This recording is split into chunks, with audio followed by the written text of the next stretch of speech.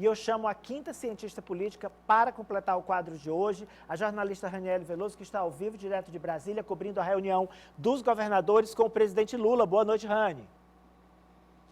Boa noite, Ari. Boa noite a todos que nos acompanham ao vivo, direto de Brasília. Estou aqui no Salão Nobre do Palácio do Planalto.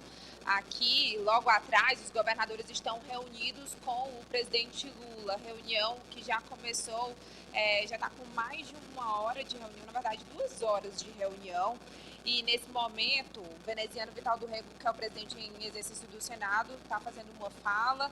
Já tiveram falas importantes, até daqueles acusados de omissão, como é o caso do Procurador-Geral da República, Augusto Aras, que pediu investigação sobre o governador afastado do Distrito Federal, Ibanez Rocha, apenas nesta segunda. Celina Leão, que é governadora em exercício, ela defendeu Ibanez Rocha, disse que ele é um democrata e que o governo do Distrito Federal não vai aceitar nem tolerar nenhum tipo de ato terrorista.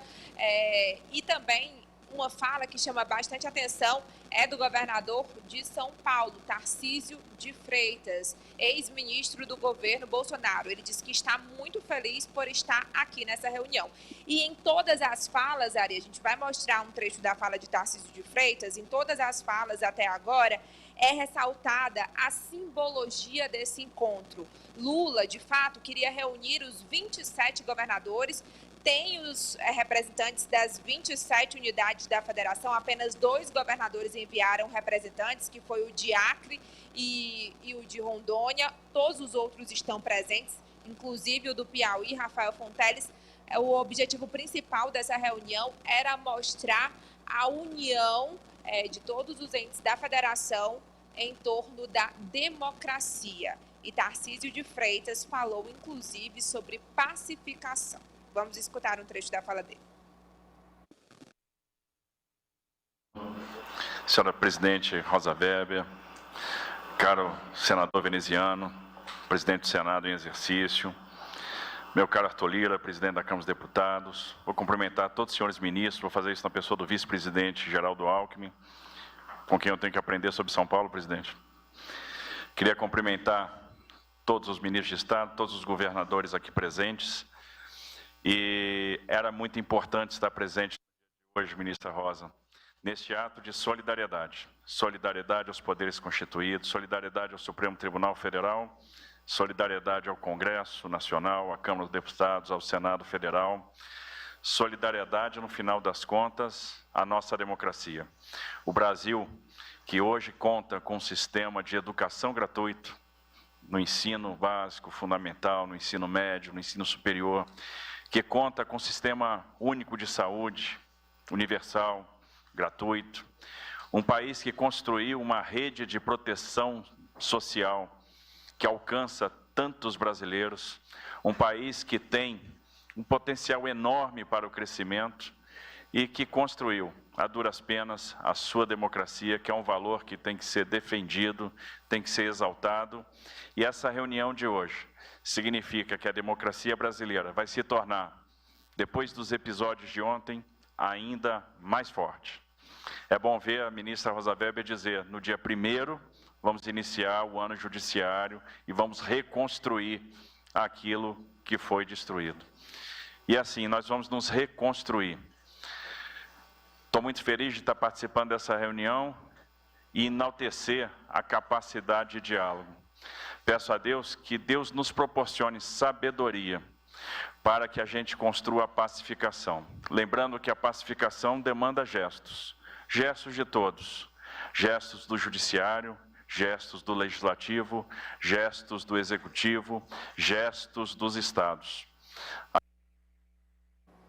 Está aí o trecho que você selecionou, Raniele. Olha, Ari, nesse momento, quem fala já é o presidente Lula. Ele disse agora há pouco aos governadores que eles vieram prestar solidariedade ao país e à democracia. E ele criticou, principalmente, os manifestantes que estavam acampados em frente aos quartéis generais de todo o país. Ele questionou o seguinte: eles estavam reivindicando o quê? Aumento de salário? Qualidade de vida? Não, eles estavam reivindicando o golpe. Foi isso que Lula falou sobre esses acampamentos que já foram desmobilizados em boa parte do país. O governador do Amapá, Clécio Luiz, quando ele chegou aqui, foi o único governador que falou com a imprensa antes de subir aqui para a reunião, e ele disse que no estado 2 pessoas foram presas e que também os acampamentos por lá já estavam sendo desmobilizados, assim como no Distrito Federal. Aqui, 1.200 pessoas foram levadas para a academia da Polícia Federal. Essa informação foi confirmada hoje à tarde, durante coletiva à imprensa. O ministro da Justiça, Flávio Dino, disse que todas essas pessoas iriam passar depois por audiência de custódia, e aí iriam ser indiciadas ou não por vários crimes, principalmente aqueles contra o Estado Democrático de Direito. A Raniele vai ficar acompanhando a reunião até o final, e se você conseguir entrevistar o governador Rafael Fonteles, aí você volta ao vivo novamente conosco. Muito obrigado, Raniele. Bom trabalho aí em Brasília. Obrigada, viu, Ari? E agora há pouco, só reforçando uma informação, também durante a entrevista com Flávio Dino, eu questionei ao governador, logo no fim da entrevista, sobre quantos estados, estariam envolvidos, pessoas de quantos estados estariam envolvidos no financiamento desses atos antidemocráticos que a gente presenciou aqui em Brasília. E ele disse que pelo menos 10 estados estariam envolvidos. Perguntei se o Piauí estaria nessa lista, ele disse que não. Vamos aguardar para ver, de fato, como é que as investigações apontam, porque, de acordo com ele, 3 inquéritos serão abertos. Um para investigar a invasão ao Congresso, outro aqui no Planalto e outro ao Supremo Tribunal Federal. E depois daqui, os governadores também têm reunião na sede do Supremo Tribunal Federal com a ministra Rosa Weber. Volto com você, se eu conseguir falar com o Rafael Fonteles, volto aqui também. Tchau, tchau. Obrigado, Raniele. Cíntia Lages, faz uma leitura para a gente desse trecho que a Raniele trouxe do governador Tarcísio de Freitas. Olha, 2 palavras. Ele foi deselegante e inoportuno. Ele foi deselegante porque ele não cumprimentou o anfitrião, que é o presidente Lula. Vocês viram, em nenhum momento ele se referiu ao presidente. Ele abriu a fala dele, eu ouvi, acompanhei toda a reunião desde o início, e a forma como o Tarcísio falou. Foi um pedido do presidente Lula que, mudando o que estava previsto pelo cerimonial, porque os governadores viajaram muito longe, e o presidente Lula disse que abriria a fala para quem quisesse falar. E aí ele foi escolhido para representar a região Sudeste, e foi o primeiro a ser chamado logo após o Helder Barbalho, que é o representante da região Norte.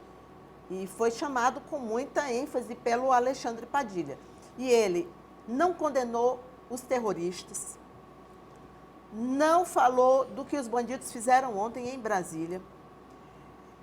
Ele foi inoportuno ao dizer que deveria ter um gesto de diálogo do Executivo, quando não há gesto maior do que eles serem chamados, ser aberto isso. Inclusive, depois, eles vão visitar o Supremo num ato, que isso foi proposto pela equipe do Lula, num ato de solidariedade ao Supremo Tribunal Federal. E também vão ao Congresso Nacional, a comitiva de governadores. Com quem pratica ato terrorista. É isso que prega o governador de São Paulo, que foi para lá para lacrar, para fazer isso bem aí que ele fez. Estamos vendo qualquer imagens. Análise de discurso mais rasa que for, já pega esses tópicos aí que eu falei. E o tom de deboche. Do tempo inteiro.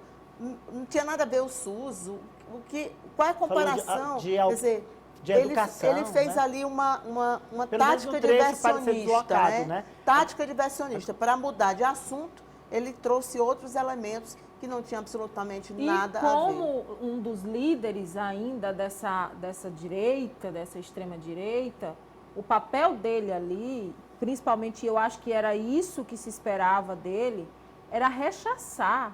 Claro. Rechaçar, como fez Eduardo Leite, que é o adversário de Lula. Era Eduardo rechaçar, Leite e em nenhum momento ele fez isso. Amadeu, hoje no Jogo do Poder, você avaliou o seguinte, quando o Silas Freire disse, olha, eu vejo a derrocada do bolsonarismo, acho que a direita prossegue, sempre existirá, mas o Bolsonaro vai ser associado a partir de agora ao terrorismo, e ele perde muito capital político. E você disse, e tem gente ali de olho. Aí você citou o senador Mourão e citou o governador de São Paulo, Tarcísio de Freitas. Essa fala dele, avaliada pela CID, já seria um movimento nesse sentido? Bom, a primeira coisa é o seguinte, o Bolsonaro, na minha visão, só não será candidato em 2026 se ele foi impedido legalmente pela justiça, e motivo para isso tem aos borbotões. Agora, se isso não acontecer, mesmo com tudo isso que a gente viu ontem, está vendo de repercussão no mundo inteiro, das autoridades, do povo, porque, incrível, mas quem fez aquilo ontem se imaginava, eu até comentei hoje, né? Quem imaginava ajudar Bolsonaro com a invasão, ao contrário, foi um tiro de canhão no pé. Porém, a minha visão, olhando hoje, dia 9, para 2026, mesmo com tudo isso, Bolsonaro segue sendo, entre eles todos, o mais forte para disputar, a não ser que haja um impedimento legal para isso. E, repito, motivos não faltam para esse impedimento. Há, inclusive, já uma movimentação no Brasil e fora dele para que isso ocorra. Agora, se efetivamente Bolsonaro não puder disputar a eleição, ou não quiser, questão dele também, né? Quem se oferece nesta direita mais radical? Não acredito em um candidato de centro, como Simone Tebet, como Eduardo Leite. Não acredito em viabilidade desse candidato do centro em 2026. Estou falando isso no dia 9 de janeiro de 2022. Acredito que, se Bolsonaro for impedido, os nomes que se colocam para essa disputa são esses que nós vimos: o governador Tarcísio, o governador de Minas, Romeu Zema, e o senador Hamilton Mourão e a senadora Damares Alves. São estes 4 nomes que eu vejo como capazes de catalisar esse movimento de uma direita radical. França Teixeira. Olha, Ari, não me surpreende. O Tarcísio, ele sempre teve um discurso bem limitado, inclusive durante a campanha. Então, me surpreenderia se ele tivesse outro posicionamento agora. Então, ele faz essa declaração, não cita o presidente Lula para fazer um afago nesse eleitorado bolsonarista, esse eleitorado mais radical, porque a gente também não pode colocar todo mundo no mesmo balaio. Tem alguns que ontem mesmo já estavam ali criticando a invasão em Brasília, mas esse público extremista, o Tarcísio, ao não citar o Lula, faz um afago a esse eleitorado mais extremista, terrorista. E ele deveria, na verdade, era condenar como chefe, como líder do Estado mais importante do país economicamente, que inclusive hoje sofreu com alguns atos golpistas de bloqueio da Marginal Tietê, mas ele, inclusive, quando a Marginal Tietê estava bloqueada, a última manifestação dele sobre o tema havia sido há 14 horas atrás, ainda no domingo, e uma manifestação muito tímida. Então, esse posicionamento dele na reunião não me surpreende, porque o Tarcísio, ele sempre foi limitado. Bem lembrado, bem lembrado. Ele esquece até o eleitor dele, né? Esquece o eleitor dele na medida em que São Paulo foi hoje E, vítima. Cíntia, eu quero trazer